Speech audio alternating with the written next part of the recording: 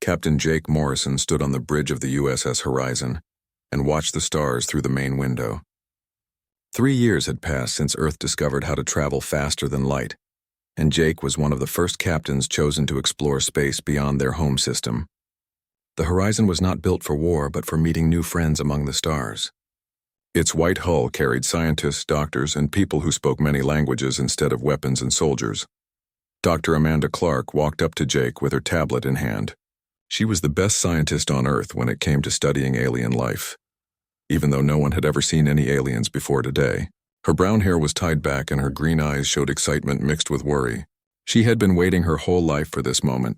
The ship had been traveling for 6 months when their sensors found something amazing near a star called Kepler 442. It was not a planet or asteroid, but something built by intelligent beings. The structure was huge, bigger than any city on Earth, and it was spinning slowly around a gas giant planet. Jake turned to his crew.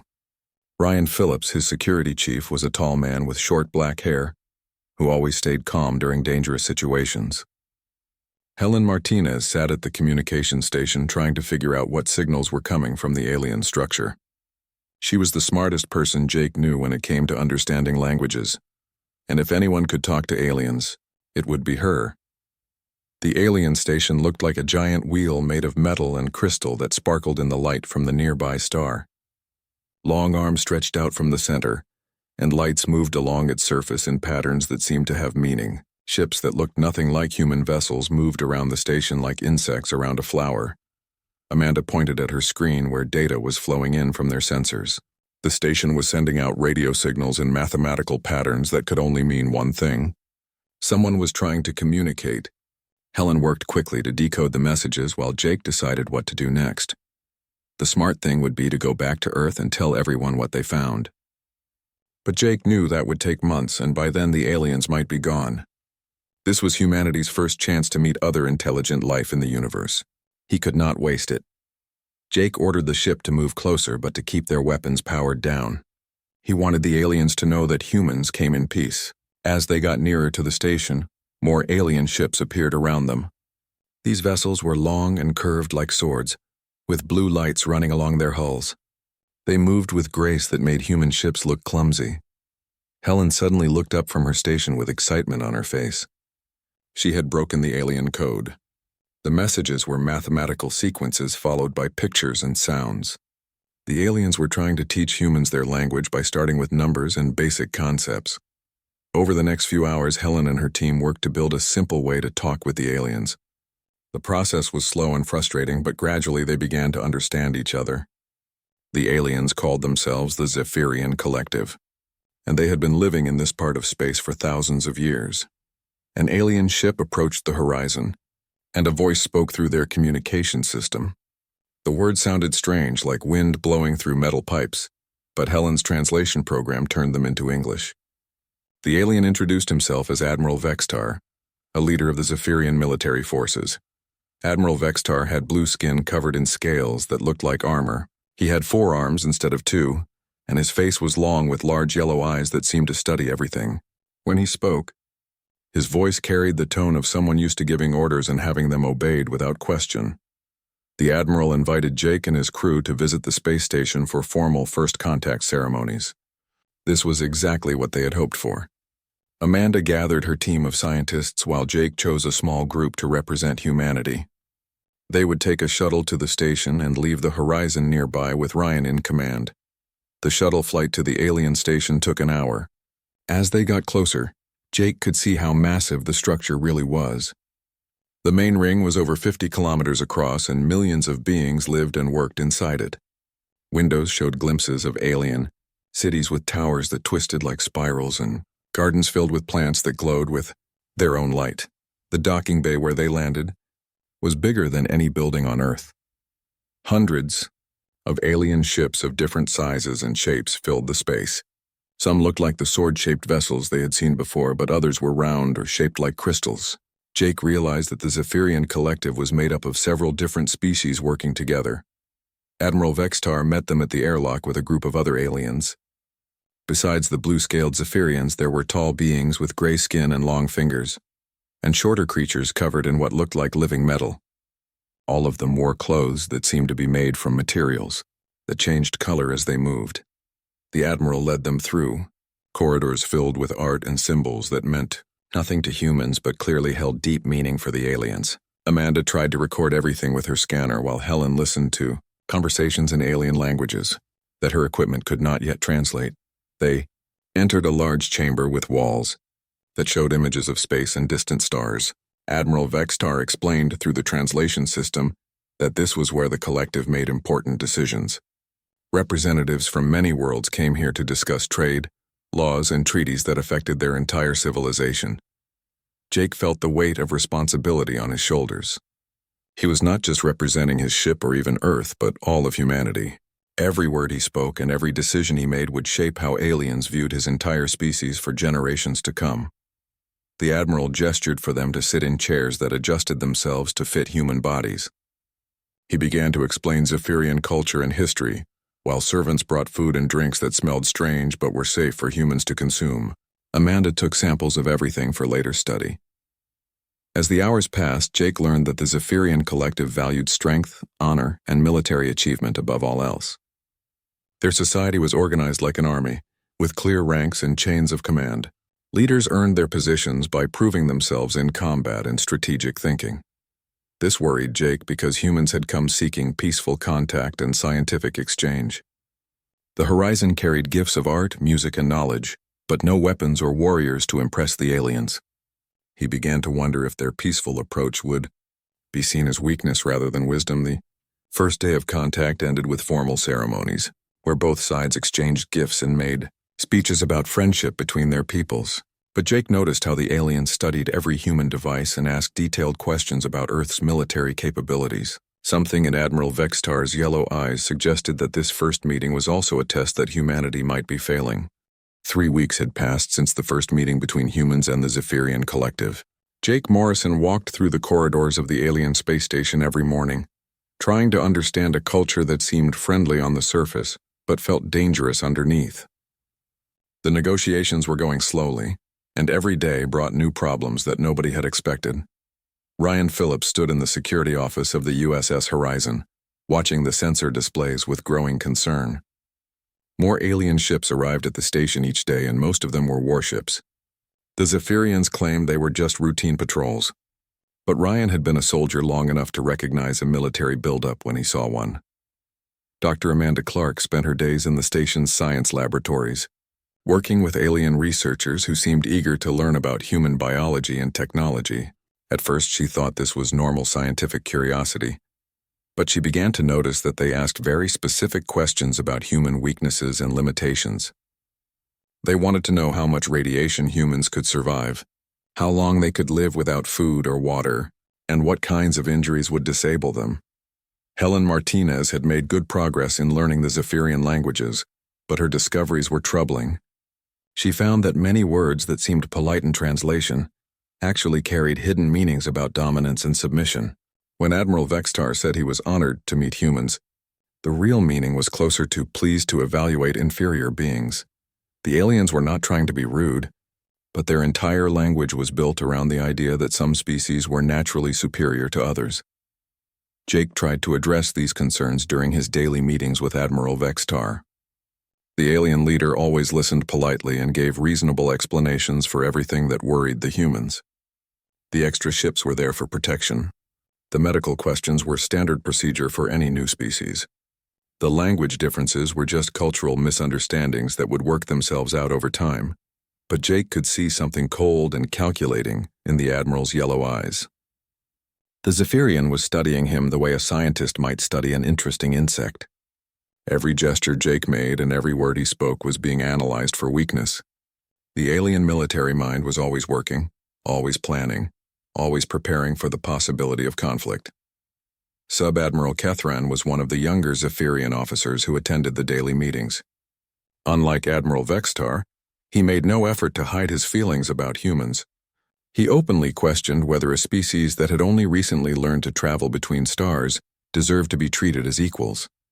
During one particularly tense session, he suggested that humans might be better served by accepting Zephyrian protection, rather than trying to establish their own independent presence in space. The situation grew worse when Commander Ziltha, a female Zephyrian with bright red scales instead of the usual blue, challenged Jake to what she called a demonstration of worthiness. In Zephyrian culture, new allies proved their value through ritual combat or contests of skill. The challenge was meant to be an honor, but Jake recognized it as a test designed to show human inferiority. Jake politely declined the challenge, explaining that humans preferred to demonstrate their worth through intellectual achievements and peaceful cooperation. This response caused visible confusion among the Zephyrian delegation. In their society, refusing a combat challenge was seen as an admission of cowardice or weakness. Word of Jake's refusal spread quickly through the station, and human respect among the aliens began to drop noticeably. Amanda noticed the change immediately. Alien scientists who had been eager to work with her team suddenly became distant and dismissive. Research projects that had been approved were quietly canceled. When she asked why, the aliens explained that resources were being redirected to more promising partnerships with species that had proven their value through traditional means. Helen discovered something even more disturbing when she managed to decode some private Zephyrian communications. The aliens had been conducting detailed scans of the USS Horizon since the first day of contact. Their analysis suggested that human ships were poorly armed, lightly shielded, and built with inferior materials. Several high-ranking Zephyrian officers had concluded that humans would make better subjects than allies. War Admiral Thexer was the supreme military commander of the Zephyrian collective, and he had been watching the human contact situation with growing interest. Unlike Admiral Vextar, who tried to maintain diplomatic courtesy, Thexer believed that strength was the only language that truly mattered in the universe. He saw the human refusal to fight as proof that they were a weak species that could be easily conquered and controlled. Thexer began developing plans for what the Zephyrians called protective incorporation. This was a policy they had used with several other species over the centuries. Weaker civilizations were given a choice between voluntary submission to Zephyrian authority or forcible conquest and occupation. Either way, the result was the same. The smaller species became part of the collective under terms dictated by their military superiors. Jake sensed that the diplomatic situation was falling apart, but he did not know how to fix it. Every attempt to show human intelligence and creativity only seemed to reinforce alien beliefs that humans were all thought and no action. The Zephyrians respected physical courage, military strength, and the willingness to use violence when necessary. Peaceful scientific cooperation meant nothing to a culture built around warrior values.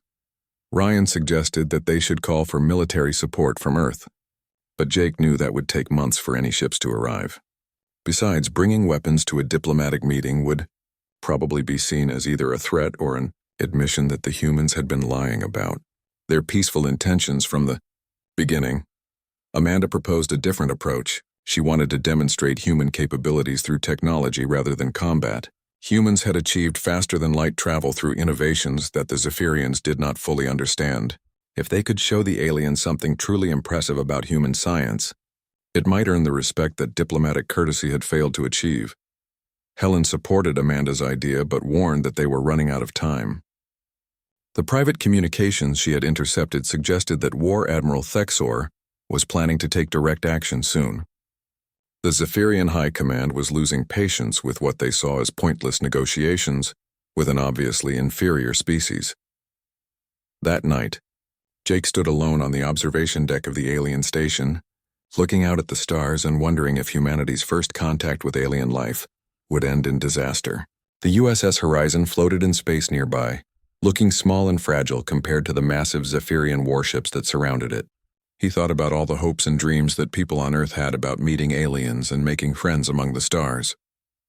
None of those dreams had included the possibility that aliens might judge humanity by standards that made peaceful cooperation look like weakness. Jake made a decision that would change everything. He would request that Admiral Vextar arrange a demonstration of Zephyrian military power, hoping that seeing their capabilities firsthand might give him ideas about how to respond. It was a dangerous gamble, but doing nothing seemed even more dangerous. 6 weeks had passed since the humans first arrived at the Zephyrian station, and Admiral Vextar finally extended the invitation that Jake Morrison had been hoping for.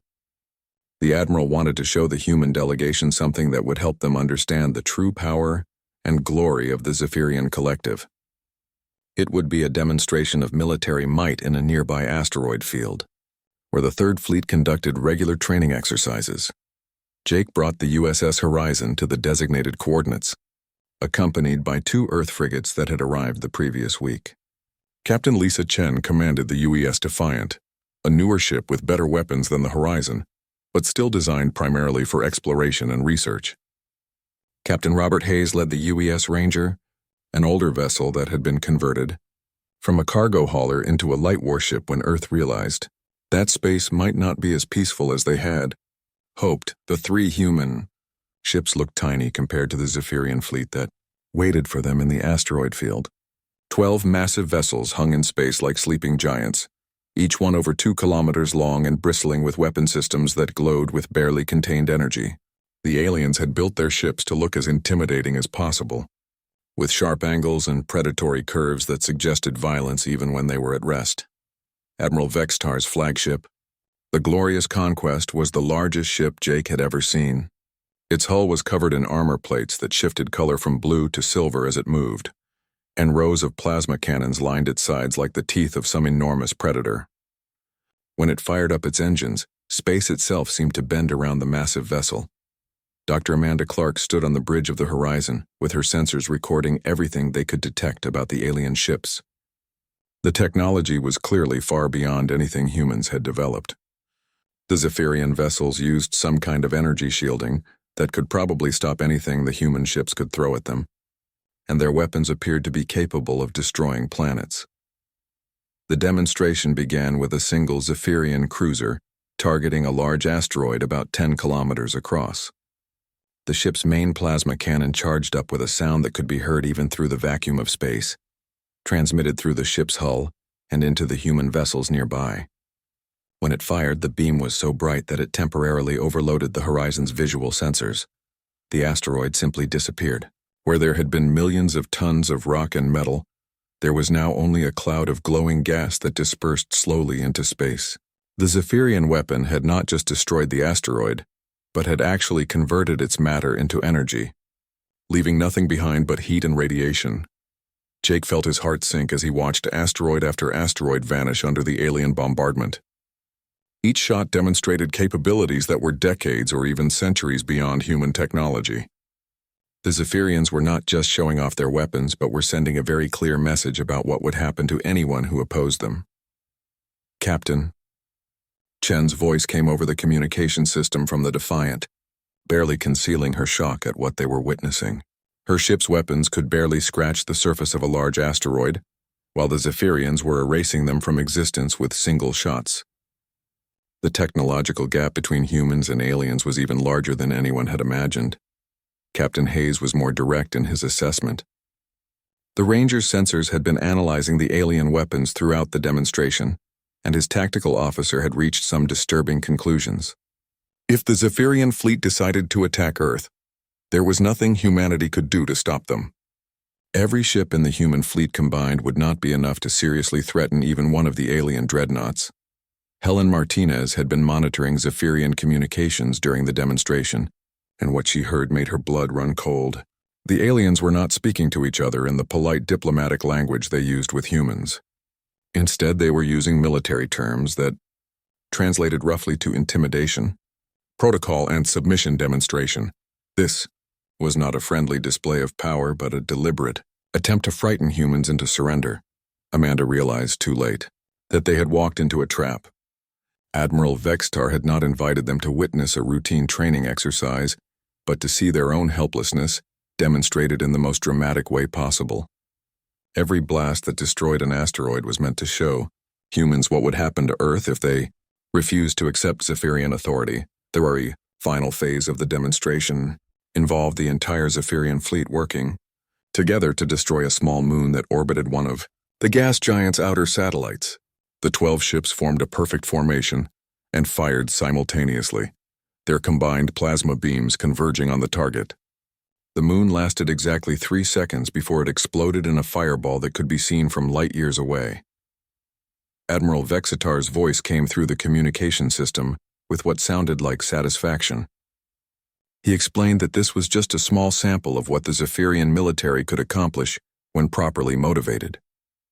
He hoped the demonstration had helped the humans understand the benefits of joining the collective as protected members, rather than trying to maintain their independence.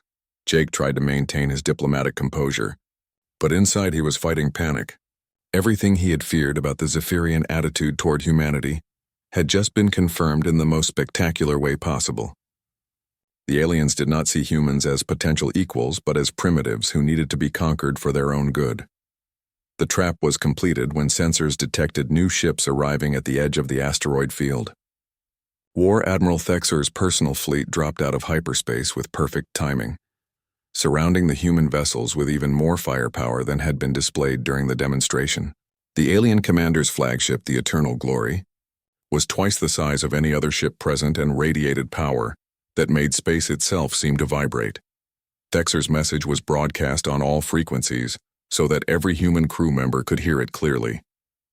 He declared that the diplomatic phase of first contact was now over. Humanity had been evaluated and found lacking in the military strength necessary for independent existence in a dangerous galaxy. For their own protection and the stability of the region, human ships and colonies would now be placed under Zephyrian authority. Jake felt his throat go dry as he realized that Admiral Vextar had been planning this moment from the very beginning. All the polite conversations and cultural exchanges had been nothing more than a way to keep humans distracted, while the aliens gathered their forces and prepared for conquest. The entire first contact situation had been a setup designed to make human surrender seem reasonable and inevitable. Ryan Phillips stood at his station ready to fight. But Jake knew that resistance would be suicide. The 3 human ships were outnumbered, outgunned, and surrounded by forces that could vaporize them without breaking formation. Any attempt at combat would only result in the deaths of everyone aboard, and would probably be used to justify even harsher treatment of Earth and its colonies. Thexer gave Jake exactly 1 hour to consider his options. He could order all human vessels to surrender and submit to Zephyrian inspection, or he could watch them be destroyed as an example to any other species that might question collective authority. The War Admiral made it clear that this was not a negotiation, but an ultimatum delivered by the stronger party to the weaker one. As the deadline approached, sensors detected something new at the very edge of the system. A single human ship had just dropped out of hyperspace, but this one looked nothing like the exploration vessels that had been representing humanity. It was angular and aggressive, covered in weapon systems and armor that immediately caught the attention of every Zephyrian tactical officer in the fleet. The UHSV Retribution looked like death itself as it approached the standoff in the asteroid field. Where the USS Horizon was built for diplomacy, and the frigates were designed for exploration, this ship existed for only one purpose. Its black hull absorbed light instead of reflecting it, and weapon ports covered every surface like the eyes of a hunting spider. Even at a distance, both human and alien sensors could detect the enormous power flowing through its systems. Commander Sarah Blake had been watching the diplomatic mission from the shadows for weeks, following the human fleet through hyperspace, while staying far enough away to avoid detection. Her ship represented everything that Earth's government had hoped they would never need to use. But her orders were clear: protect human interest by any means necessary if diplomacy failed. Blake opened communication channels to both fleets simultaneously. Her voice cutting through the tense silence with calm authority, she identified herself as the commanding officer of humanity's defensive forces, and stated that all human vessels were now under her protection. Any attempt to threaten or harm them would be considered an act of war against Earth, and would be responded to accordingly. War Admiral Thexer's first reaction was amusement. His tactical displays showed him a single human ship facing an entire battle fleet, which seemed like either insanity or desperation. He ordered his weapons officers to scan the HFY Retribution and provide him with a complete analysis of its capabilities so he could decide whether to destroy it immediately or capture it for study. The scan results confused every Zephyrian officer who looked at them. The human ship's power signature was unlike anything in their databases, generating readings that suggested it was somehow using more energy than its size should allow. Its weapon systems appeared to be based on principles that Zephyrian science did not recognize. and parts of the vessel seemed to exist in some kind of quantum state that made detailed analysis impossible. Admiral Vexatar tried to contact Blake directly, hoping to negotiate with what he assumed was another human diplomat, who simply commanded a more impressive ship. He explained that the Zephyrian Collective had no desire for unnecessary conflict, and was simply offering humanity the protection that all weak species needed in a dangerous galaxy. If the humans would accept their natural place in the collective hierarchy, everyone could avoid the tragedy of pointless violence. Blake's response was delivered in the same calm tone she had used before, but her words sent chills through both fleets. She thanked the Admiral for his offer but explained that humanity had its own ideas about protection and hierarchy.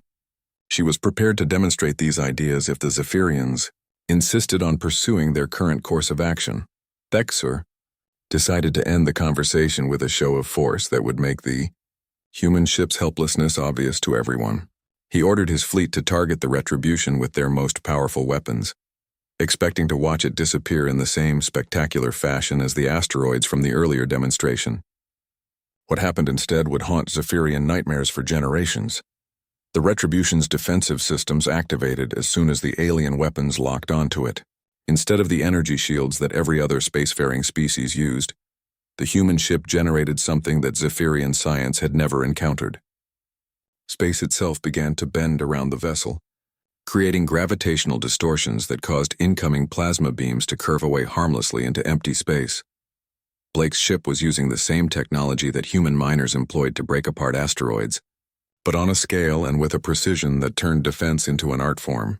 The Retribution did not block enemy fire, but convinced the universe that the attacks were aimed somewhere else entirely. Zephyrian weapons that had destroyed moons were rendered useless by human manipulation of fundamental physical forces.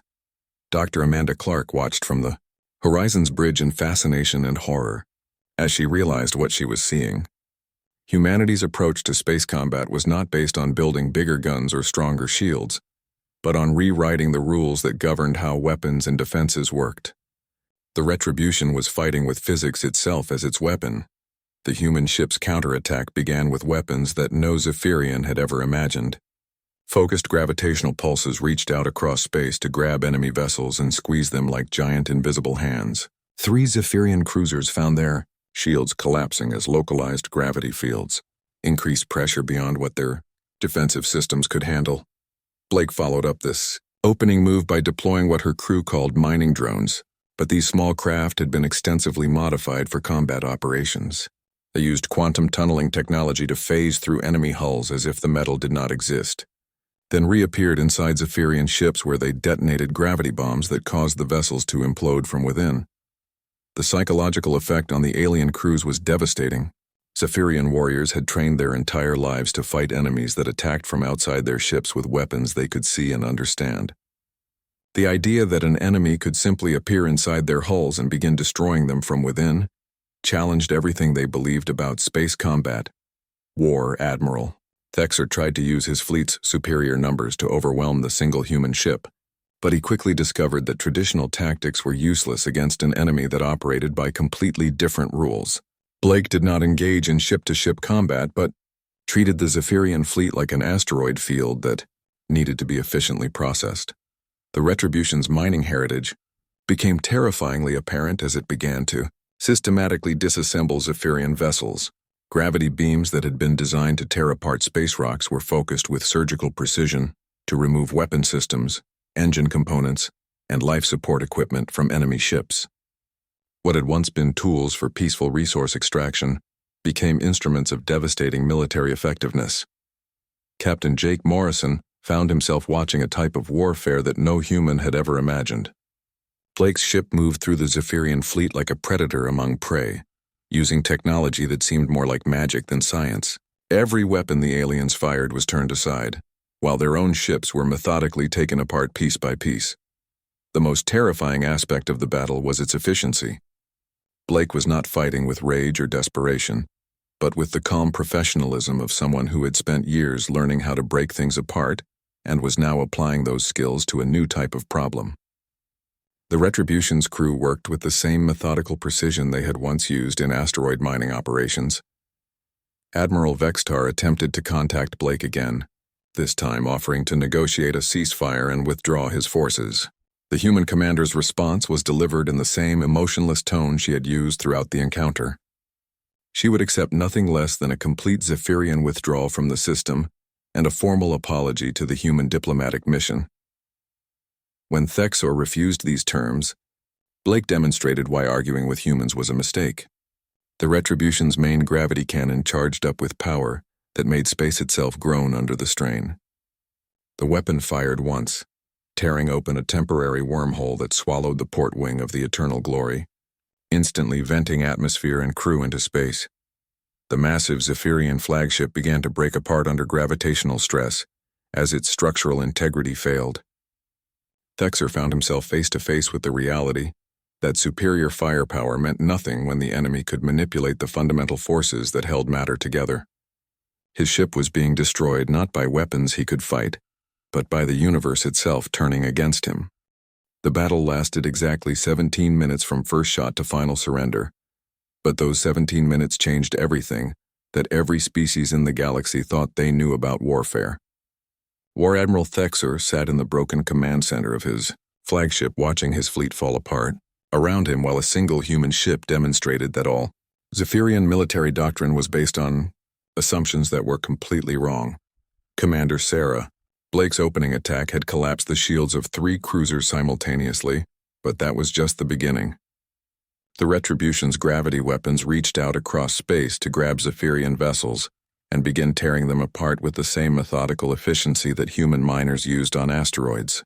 Enemy ships that had survived countless battles against conventional weapons found themselves helpless against technology that treated matter itself as something to be reshaped. The autonomous mining drones that Blake deployed were humanity's most terrifying innovation. These small craft had been designed to tunnel through solid rock using quantum phase technology, but their combat modifications allowed them to pass through enemy hulls as if the metal was not there. Once inside a Zephyrian ship, they would detonate gravity bombs that caused localized implosions, turning the vessel's own structure against itself. Captain Jake Morrison watched the battle from the bridge of the USS Horizon with feelings that shifted between awe and horror. The Retribution was not fighting like a warship, but like a piece of industrial equipment that had been given a target-rich environment to work in. Blake's crew dismantled enemy vessels with the same calm professionalism they had once used to process asteroid fields for valuable minerals. Dr. Amanda Clark realized that humanity's approach to space combat represented a completely different philosophy than what other species had developed. The Zephyrians built bigger guns and stronger shields, trying to overpower their enemies through superior force. Humans had instead focused on manipulating the fundamental laws of physics, making conventional weapons and defenses irrelevant. The psychological impact on the Zephyrian crews was devastating. Admiral Vextar's warriors had trained for battles against enemies who followed the same basic rules of engagement that had governed space combat for thousands of years. They knew how to fight opponents who used energy weapons and particle shields, but they had no idea how to respond to an enemy that could reach inside their ships and destroy them from within. Blake's tactical doctrine became clear as the battle progressed. She was not trying to defeat the Zephyrian fleet in conventional terms, but was processing it like a mining operation. Her ship would identify the most valuable components of each enemy vessel, extract or disable them with precision tools, then move on to the next target. The Retribution treated enemy ships like asteroids that contained useful materials buried in worthless rock. War Admiral Thexor attempted to use his fleet's superior numbers by ordering coordinated attacks from multiple directions, but human mining technology had been designed to handle complex 3-dimensional environments where threats could come from anywhere. The Retribution's defensive systems simply expanded their gravitational distortion fields to deflect attacks from all angles. Simultaneously, the Zephyrian flagship Eternal Glory was the most powerful vessel in their fleet. Equipped with weapons that could destroy planets and shields that had never been penetrated in centuries of warfare, none of that mattered when Blake's main gravity cannon fired directly at it. The weapon did not try to overwhelm the ship's defenses, but instead opened a temporary wormhole that swallowed a quarter of the vessel's mass instantly. Thexor felt his ship shuddering as structural supports failed and atmosphere began venting into space through wounds that conventional damage control could not repair. His engineering crews reported that entire sections of the ship had simply ceased to exist, leaving gaps in the hull that followed no pattern they could understand. The human weapon had not destroyed those areas, but had somehow convinced the universe that they had never been there in the first place. The War Admiral tried one final desperate maneuver, ordering his remaining ships to ram the Retribution in a suicide attack that would at least take the human vessel with them. Blake's response demonstrated why arguing with humans about physics was always a mistake. Her ship's gravity fields reached out to catch the incoming vessels and redirect their momentum, sending them spinning away into empty space like leaves in a whirlwind. Captain Lisa Chen spoke for every human present when she whispered that what they were watching was not a battle, but a demolition project. The Retribution was systematically taking apart the most powerful fleet in Zephyrian space, using tools that had been designed for peaceful resource extraction. Humanity's industrial heritage had become their ultimate military advantage. Thexer finally accepted reality and broadcast his unconditional surrender on all frequencies. His fleet was broken, his flagship was dying around him, and continuing to fight would only result in the complete destruction of every Zephyrian vessel in the system.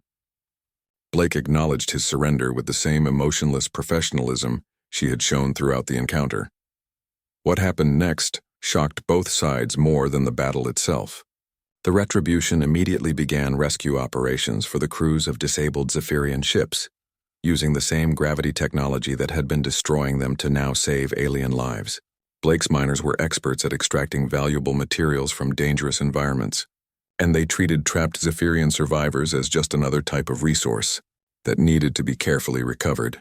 Admiral, Vexstar contacted Captain Morrison with a tone of voice that held something. Humans had never heard from him before, genuine respect. The alien commander admitted that he had completely misunderstood what humanity represented.